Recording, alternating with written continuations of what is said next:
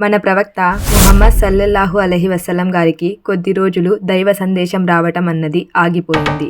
దాంతో చాలా మంది అవిశ్వాసులు అల్లాహుతాలా మన ప్రవక్త గారి మీద కోపంగా ఉన్నారు అని, మన ప్రవక్త గారిని ఒంటరిగా వదిలివేశారు అన్న మాటలతో మన ప్రవక్త గారిని బాధ పెట్టేవారు. ఈ మాటలు నిజం కాదు అన్న ఉద్దేశంతో ఏర్పడిన సూరాయే సూరహ అద్-దూహా. ఈ సూరాలో అల్లాహుతాలా ఎంతో ప్రేమతో మన ప్రవక్త గారిని సూర్య కిరణాలు సాక్షిగా, చంద్రుని యొక్క కాంతి సాక్షిగా నీ మీద నాకు ఎలాంటి కోపం కూడా లేదు అని, నిన్ను ఒంటరిగా విడిచిపెట్టలేదు అని, నీవు ఎలాంటి స్థితిలో ఉన్నా కూడా అల్లాహుతాలా ఒక మంచి స్థితిలో నిన్ను ఉంచారు అని, నీ భవిష్యత్తు నీ గతం కన్నా ఎన్నో రెట్లు బాగుంటుంది అని ఒక ప్రమాణంగా అల్లాహుతాలా ఈ సూరాను ఆవిర్భవించారు. ఈ సూరాలోని మాటలు కేవలం మన ప్రవక్త గారి కోసం మాత్రమే కాదు, మనం ఎలాంటి స్థితిలో ఉన్నా కూడా మనకు అల్లాహుతాలా యొక్క తోడు ఉంటుంది అని ధైర్యాన్ని ఇచ్చే ఒక ప్రియమైన సూరా ఇది.